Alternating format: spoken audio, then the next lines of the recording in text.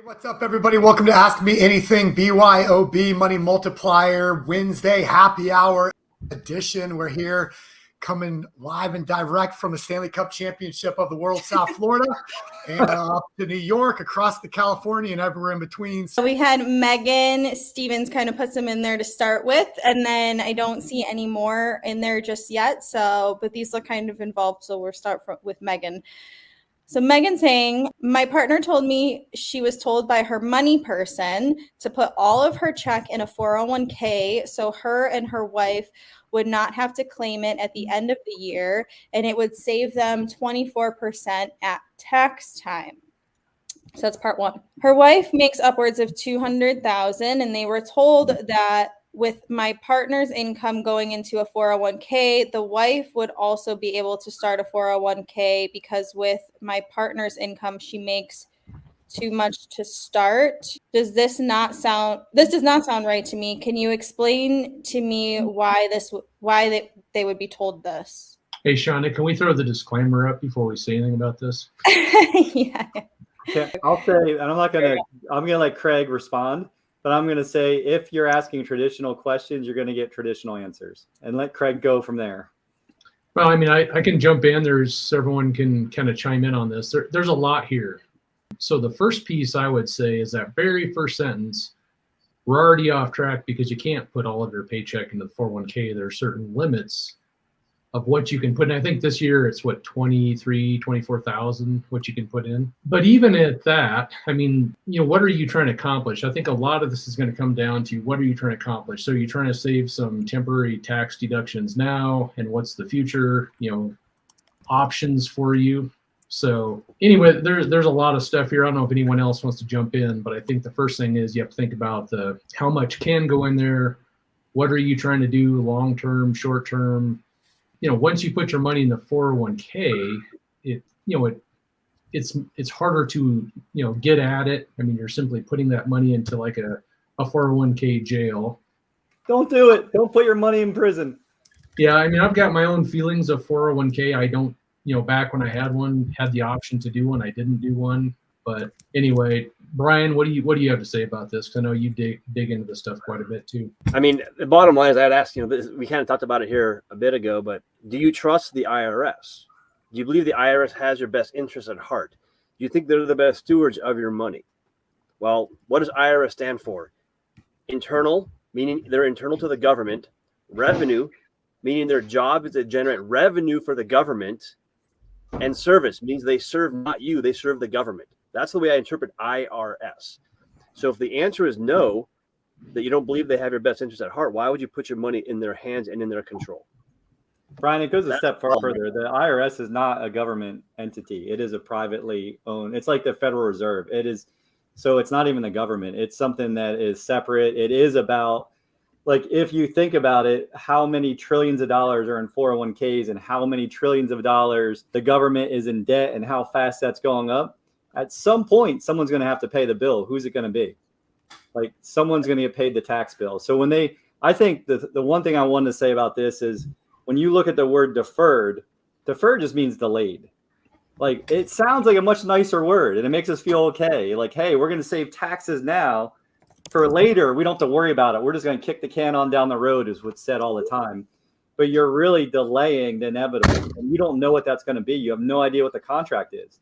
You don't know if the only way your taxes are going to be less is if you make less when you retire. And if you're looking to have less, to be camping out, to not have the things that you might want to have in retirement, then that might be the right plan. Otherwise, you're setting yourself up for something that you don't really want. Yeah, and to that point, Jason, I think what you almost have to think about is a lot of times we're told we will be in a smaller tax bracket when we retire, which means do you want to have a lesser lifestyle of income than you have now? So that'd be one choice you have to make. And then the other one is, do you think that tax rates are heading up or down in the future? Because right now, if you're putting money into a system thinking that taxes are going to be higher, I don't understand why you'd want to do that. Why would you want to put money at a lower tax rate to be taxed higher at a future point in time? So a lot of it's going to come down to what do you believe is happening with tax rates? Do you intend on having less income in your retirement years? And do you want to wait until your retirement years to use this money? So those would be some questions I'd be asking. The other thing I look at too is with a 401k is, like, let's say you have a 401k, you put $1,000 into it. What's the value that your family has if something happens to you tomorrow? $1,000. That's it, right? So if you're thinking about, taking care of your loved ones, making sure they're secure, generational wealth, passing wealth on, when you compare it to something like infinite banking, day one of infinite banking, you have a guaranteed generational wealth strategy in place. Day one. If you put $1,000 into infinite banking, you're going to have 50, 100, 200, whatever it is, $1,000 of guaranteed tax-free generational wealth. There's no other vehicle that has that. So also keep those kinds of pros and cons in mind when you look at a 401k, because a 401k doesn't have any of those kinds of things. It's not private. It's actually a public, strategy, as we call it. And so it doesn't have some of those other aspects that other things have. So just keep that in mind. But Brian, that 1,000 that you just put into the 401k and you take it out, it's only 900 now. You forgot about the 10% penalty. Yep, exactly. Penalty, taxes, making less when you retire than working for 50 years. Why'd you work for 50 years if you plan on making less when you retire? Did your ears just hear what your mouth said? Why are they telling us this? There's my takeaway from this whole day. Did your ears just hear what your mouth said? Thank you for that. Everybody write that down. Write it down. Write it down. Put it down in notes. Today is the day that you're going to pay the least amount of taxes. Love it. You might need a new money person or whatever they are. Yeah. Assets under management. If you ever want to understand how they make money and why they want you to put all your money to a 401k, look up the term assets under management. I like that. Yeah. They get And money also, for telling you what to do with it. Yeah, take a look at Google this, SEC impact of fees. So if you Google that, you'll see kind of what Brian's talking about with assets under management, the fees. I mean, it gets a little crazy. But anyway, I think Megan's got another zinger for us. Yes, so she's got question 2. So she says, I am new to the business, and my field trainer tried to start me in a $50,000 IUL with a $250,000 term rider. I do not feel like IULs are the best choice, but I just not understanding IULs. And then quick about her, 40 years old, good health with debt repayment as main focus and making extra income. There's a lot to unpack in that one, but Before we went live, Megan, we were talking about exactly this. So I don't know if Carson wants to jump in. I see him at the ready, leaning forward. But I mean, you can take this any way you want. I mean, IUL conversation, any VULs, all that stuff is just fun to talk about. You're preaching to the choir here. We're talking about how wondering if you want an IUL or not. It depends what you want. Like every answer we give you, it depends what you want. Because if you're looking for a system to do banking with, then you need a system that will be continuously growing and compounding for you, while you also have liquidity to do what you want. Where cost of insurance or the cost of the policy is decreasing over time while your cash value is growing, giving you that stability and safety in what you're doing with your future.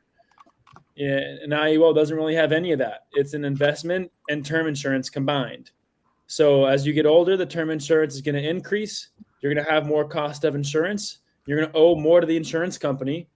And it's going to be fluctuating based on how the S&P or whatever index fund or mutual fund the company's invested in. And it'll go up and down forever. Sometimes you'll be okay. Sometimes it won't. And so it's just a completely different product. It's meant for people who want to invest and want some sort of insurance coverage. And even for those people, I don't even know if it makes sense. So yeah, go for it, Jason. I was going to say, it's made for people who want something for nothing. It's made for people who want to believe that by scratching a lottery ticket, it's going to solve all of your problems. Yeah. And the problem is who's in, like, Megan, do you want to be in control of your money? That's the question I have for you. Do you want to be in control of your money? Do you want to be the one that your success hinges on you doing the things that you need to do? Or do you want to tie it to, like Carson just said, to a market that's going to fluctuate no matter what? It always has. And do you want to give up the control to the life insurance company because they can turn the dials on it? Well, those would be my questions. Was she told that we can use this as a banking policy? So, Carson, I want a $50,000 IUL and I want to use it for banking. When can I use the money? Who knows how long? 3 years, 4 years? Okay, so I won't use banking for 3 or 4 years, so I guess I can't spend any money. This is her field trainer too. So this mean Megan's she's new to the business. She's in the business. Megan, you should come here more often, hang out with us, come to our other shows. I'm doing a show tomorrow, at 3 p.m. Eastern. Chris does, I don't know how many shows now, like 5 a week. Shows on Monday, on Tuesday, Wednesday show. We do shows all week. We're giving away our best information for free. Come and hear what we're talking about. Come hear what the people who work with us are saying and asking, and just make up your own decisions.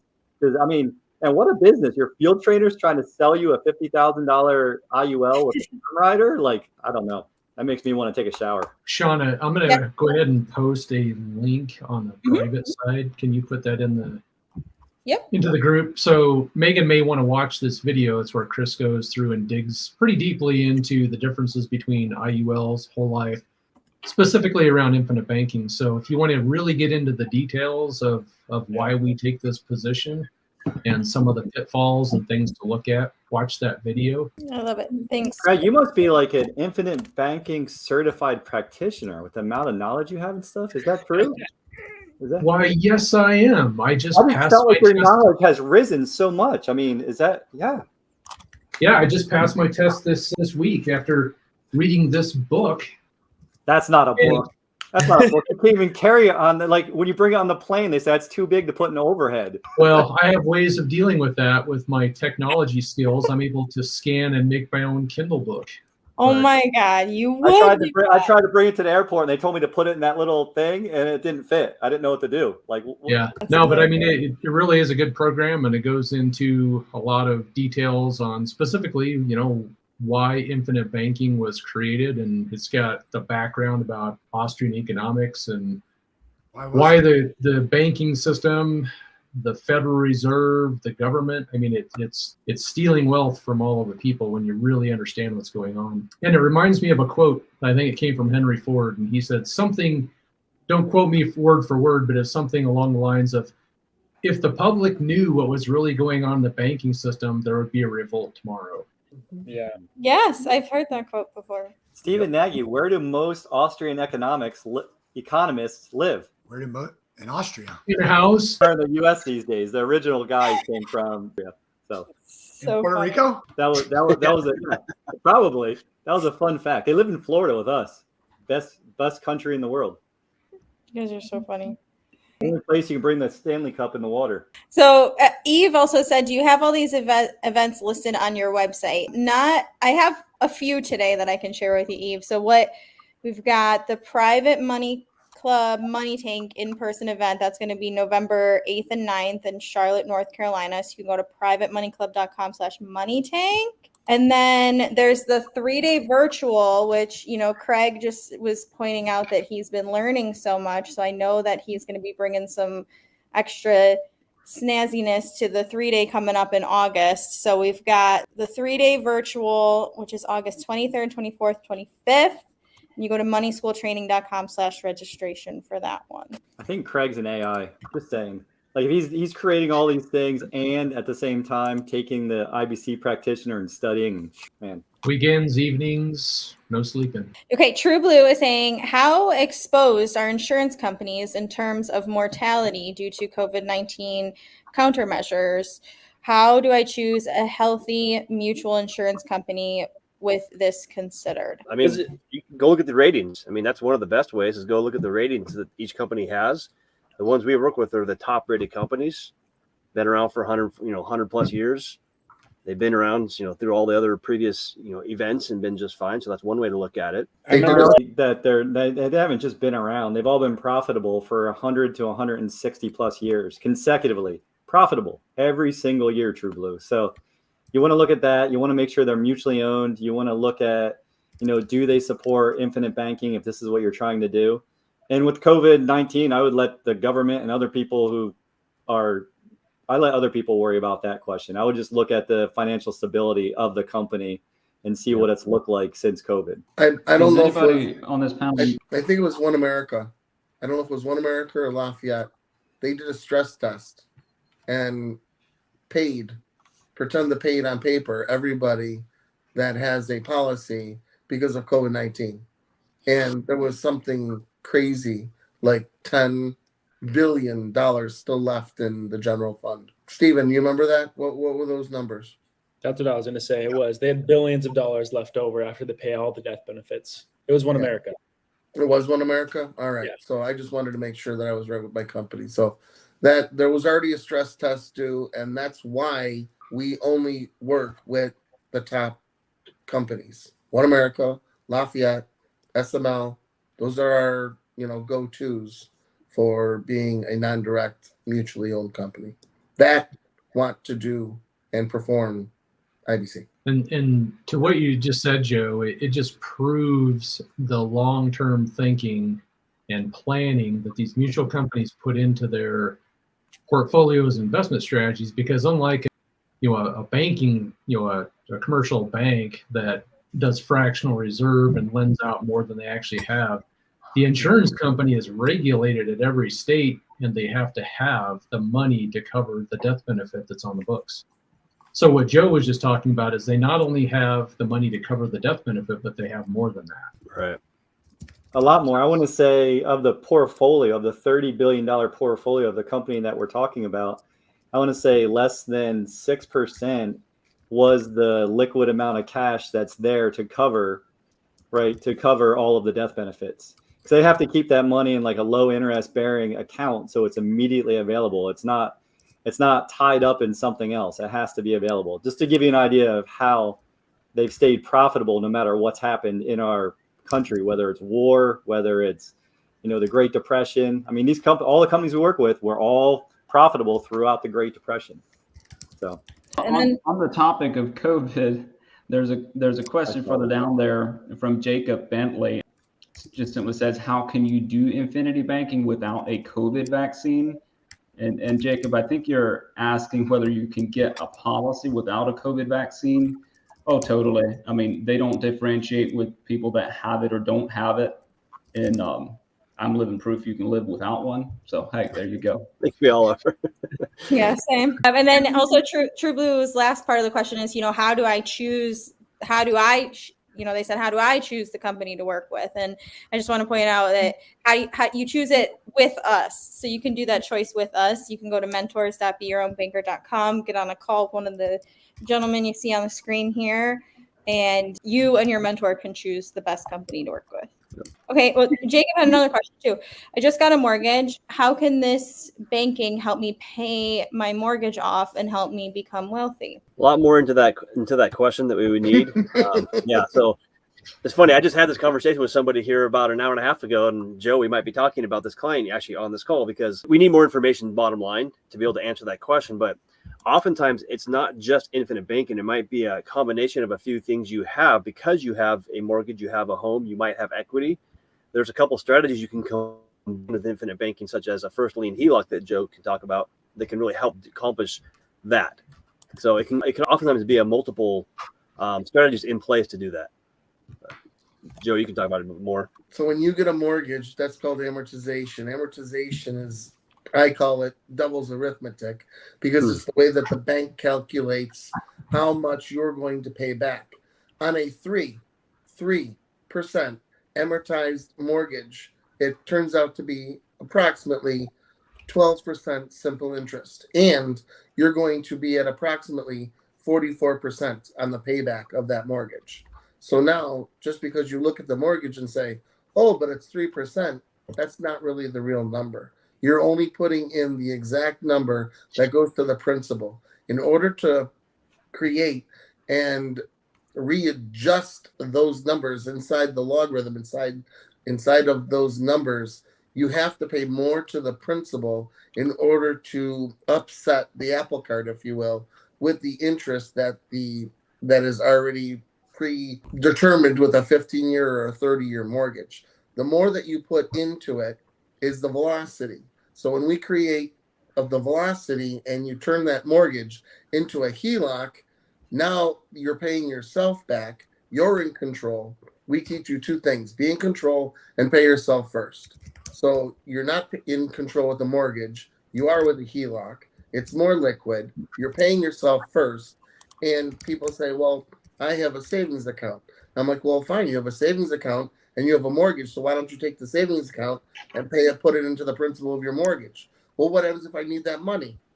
Exactly. So if you had a HELOC, which is liquid, you could take that savings account, put it in, pay down the principal of what you owe, and it's still there if you need it. So it just depends. Why would anybody go for a mortgage when they can go get a HELOC? And yes, you can purchase a house originally with a HELOC. You don't have to have a mortgage and have a house and get a HELOC. You can purchase a house with a HELOC. Just because you didn't know it could happen doesn't mean that there's not a product out there that you can do it with. And then I'll add on to that one. I have a client that we spoke to here a bit ago. They had a foreclosure about a little over 3 years ago. So they were asking, well, and they still have the home, by the way. They got it redone. They have a mortgage in place. It's got like 23, 24 years left on it. They're a single income family, almost no other debt. Does not know his credit yet score, but he's going to go look at that. And so he was asking, I'd love to pay off the mortgage with infinite banking. And they can start a small policy with a small, dump in. So what Joe just said is what I was explaining to this client. It's like, well, one of the best ways would be to combine infinite banking with a first lien HELOC potentially if you qualify. And so what Joe just said is exactly right with this kind of client. So I'm going to be talking to this client and possibly talking with Joe. What this client could do is wait till the foreclosure is, I think it's another year back, right, Joe? 4 years, 4 you years. said? 4 years. Yeah. So they'll do infinite banking today to go do some purchases for like a car. They want to do a car purchase. So they'll do infinite banking on that. Once the 4 years is up and their credit is above, 660 or 700, then we can look at doing a first lien HELOC, then to start using infinite or velocity banking to recapture the payments. And there you go. And they'll, instead of being 22 years, it'll be 6 years, 7 years, whatever it ends up being, to pay that mortgage off, and they have infinite bank at the same time. Then all of a sudden at the end of 6 years, they have $400,000 of equity in their home they can leverage to build wealth. Well, if infinite banking of, I think it was about $75,000 of cash value at that point in time, all of a sudden this person goes from in debt with a mortgage, no infinite banking, to having $475K of liquidity available for investing purpose and building wealth. Completely shifts their mindset and their financial life. Like, that's what's powerful. That's what's possible. Amazing.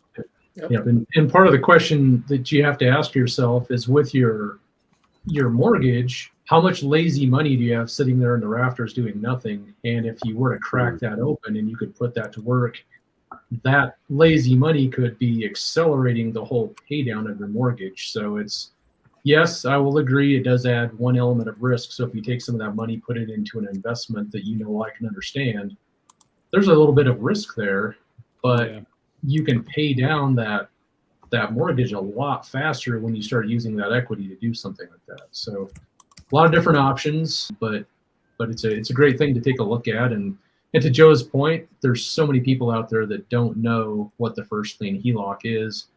I've got, friends in real estate, and they've never heard of this thing, and they're just like, how can you be in real estate and not know about this tool? Yep. And then here's just a quick question. Jason, Elizabeth's asking for your direct email. Okay, it is, what is it? It is jason@themoneymultiplier.com. Okay. I really had to think about that for a second. I know. Okay, J10 is asking, any illustrations you show that pay into PUAs past 10 years? I'd like to be able to pay into for 20 years and use for retirement. Wouldn't the 90-10 make more sense in this case? That's a great one right there. Jay, you're here every week. We love you, man. What do you love about the 90-10? Type it into the chat. Why do you love the 90-10? You ask us about the 90-10 all the time. But yeah, most of the I have a illustrations question. I do can go past 10 years. We show it stopping at 10 years, but Now you need a J10. You need to have a dump in with this, okay? But if you were to do a dump in and do a 90-10, you will not be able to get a money tree in year 2 because it just wouldn't work. That needs to be at least a 50-50 or probably a 60-40 in order to get a money tree in year 2 because of the amount of the dump in that goes in. So not always does a 90-10 even make sense, because I want a money tree as efficient as possible. in the years efficient. Doesn't matter how much money I have right away. If I become efficient and start making money in year 2, isn't that what we're trying to accomplish here? Cash flow as soon as possible. So there's just a different way to look at it. I think what we're trying to accomplish is to take back all the functions of the bank. I don't know. Yeah. I just did a policy earlier, 50-50, and it's like 91% year 1 and like 112% year 2. It just goes from there. Like, it's wild because it's got a good dumping in there. But what's a 50-50? What's a 60-40? What does this stuff mean? If we have new people, they're like, what in the heck are they talking about? Same thing as What's that? I don't know. I haven't gone through it yet. I just got it. I don't know. Okay. Joe, maybe you can tell us, what is this 50-50 you speak of? how much goes to base, how much goes to PUA. What is PUA? Paid up additions. That is the amount of money that is tangible. That is the amount of money that is created for the banking purpose for you to utilize. The base is what the amount that goes for the death benefit. So if I go down the street to my State Farm office and ask for one of these whole life policies, what's my split going to be? 100% to the base. 100% to the base. So think of it as a teeter-totter. The more that goes to the base, the higher the death benefit, lower cash value. The less it goes to the base, the less the death benefit, the more cash value. So all these numbers we're talking about is just simply turning those dials. Like J10 asked about a 90-10. He's saying take 90% of what you're putting into the policy and put that into the cash, which makes a very small death benefit, which means in order to satisfy the IRS and not have this become something called a modified endowment contract, there has to be some more insurance in there. And so there's going to be some cost in there. And this is what we're talking about. These are all the ingredients. We're like your IBC cooks in the kitchen. We're stirring up all these ingredients to find the best policy for you. It could be a 60-40, could be a 50-50, could be a 75-25. We'll help you with that, so you don't have to get all stressed out about which one you should have. And Jay, if you're looking to put money in later, why would you want a 90-10? Like, I'm really asking you to put the thought process in the chat so we can help understand, because you've asked us a bunch, and that means we haven't gotten to the answer that you're looking for. Like, we haven't been able to show you what it is, because like 10%, like in a $10,000 a year policy, if it's a 90-10, that means there's 1,000 going to base. That means in year 11, you can only put 1,000 in. And you're asking, and that's when the policy is really efficient. That's when it's basically you're putting $1 in, you can use 2. So you're going to put 1,000 in year 11 and have $2,000 available. Why would you want the minimum in that year? Yeah, why would you want that minimum? Then that's not thinking long term. Like the first principle and everything we're doing is think long term, think multi-generational, think past when you're going to be alive, what this looks like. And if you start thinking like that, your questions will shift just over time. But I really do want to understand, because Jay has asked that question at least 3 or 4 times if we went back, right? Right. And then just really quickly, James brought up a good point. Can you remind us what money tree means when we're saying that? Well, real quick on the 90-10, and I can answer that question too. But on the 90-10, like I guarantee you, in the third year of the policy, your cash value is the exact same as if it was a 70-30 or an 80-20. Pennies apart from one another. So who cares if you have access to 10% more money in year number 1 if you're going to have much more for the rest of your life? Like you might have access to a little bit more today, but that's not the point, like Jason said, of why we're doing this. It's not for today. It's a long-term thing. It's a marathon, like we say in our presentation. But so James, he asking about money tree. That's what Joe always talks about with this policy. He likes talking about when it's a money tree, right? So the point in which your premium goes in and your cash value grows by more than your premium in that specific year. So if you're putting 10 grand a year in premium every year, year number 1, you put in 10, your cash value is 7 grand, right? Year 2, you put in 10 grand, your cash value is 9 grand. Year 3, you put in 10 grand, you have access to $10,000, 100% of what you just put in as premium. Boom. That means from the third year on, every year the rest of your life, every dollar you ever put in, you'll have access to more, and it will exponentially grow. And what's the force making that happen? All these dollars you're putting in as premium will be earning an interest and dividend with the insurance company. You're growing as the company grows every single year while you have the cash value available. You can take out, put back in, use for investments, whatever you want.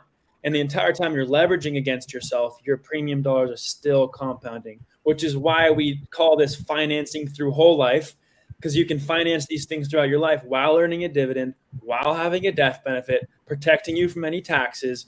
It's a way to use your money more efficiently. What is the eighth wonder of the world? Uninterrupted compounding interest. Okay. Perpetual tailwind. Jason's like, 15 minutes left and some really good questions. So Ray is saying, what are your thoughts on leveraging credit to fund a whole life, using the credit card to fund whole life to move more quickly into a residual producing asset to then pay back the whole life? Me no likey. well, that's what I use. I use credit. My HELOC is using credit. So it depends on what kind of credit you're actually using. I was thinking he was talking about credit cards, but So he is. Yeah, with he the is exception of a he, we'll say. He is talking about credit cards. Further down, he's saying if you have 0% interest credit cards for 12 months, liquidating them like with Plastique. So I've actually had a client do this. I wasn't their direct mentor, but I was their application specialist. And so I was kind of helping to implement it. I don't like to see that because you can get into some killing interest once that 0% interest period runs out. Also, if you're doing it with personal credit cards, that's going to tank your score. Now, if you're doing it with 0% interest business credit cards, they don't show up on your personal report. That there could be a strategy there, but still, you're running a lot of risk. I wouldn't do that. Some of these guys can speak more to that, but I do have some experience with running into trouble with 0% interest credit cards for investing. And so I can tell you from experience that it's very easy to get upside down on those things. Credit cards are totally different than utilizing HELOC in my perception. And I would only use velocity banking with a HELOC and not with credit cards either. So because of that 0% and switching it, and then it goes right up to 28%, you could get in a lot of trouble if you don't plan the right way. And Ray saying, I'm sorry, are you familiar with the Rockefeller family and how they use trust and insurance to ensure generational wealth? And so, yes, we do refer to them all the time. So it sounds like you might be new to our channel. So definitely stick around. I think you'll like what we have to offer you. And then actually real quick, since we're running short on time here, and if anybody wants to work with us directly, again, like we said earlier, you don't have to go find the companies. We have the relationships already. You go to mentors.beyourownbanker.com and you get on a calendar. You get on the calendar with one of us. Mike is saying, is it possible to get through underwriting for a new policy while pregnant? Wife and I will likely be in the middle of going for kid number 2. At the time, we'll be looking to get a policy on her, and he already has one. just got someone approved that was pregnant and just had her policy funded this week. So yeah. No way. At what stage of the pregnancy? Yeah, I did it. Good question.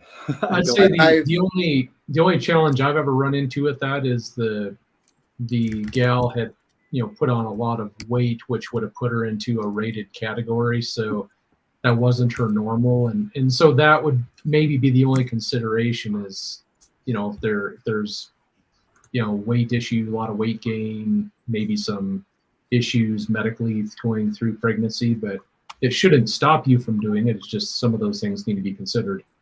SML told me to wait till after her pregnancy. Yeah, It depends what the situation is there. I've had it go about half and half with my limited experience. So it can depend a little bit on that height and weight. And then also if there's any complications or like gestational diabetes, those things are just too much of a risk. They'll want to wait till after. But yeah, it's totally possible. Okay. And then Matt had a follow-up question too, is when doing a policy for a newborn strictly as a legacy plan for them, wouldn't there be an argument for doing a 90-10 in the opposite 90 base because of the huge time horizon for capitalization? Matt, I love your thinking. I love exactly where your thinking is. And I would say the challenge becomes that there's so much death benefit and they're so young that depending on how much death benefit you're carrying on your body, that can be prohibitive. Like I know, like I've designed the one we have for my 10-year-old is designed with 60% towards the base. And, most of the time we're designing 50-50s or 40% to the base. But some of that is just because of the amount, like it's shocking. Like if your kid's not even in the game, they're not even on the sidelines, they're not even near the stadium yet, it puts a ton of death benefit for a very small amount on them, which makes it prohibitive to design it over the long term. So your thought process is exactly right. It just depends on what we can do, what you're looking to do.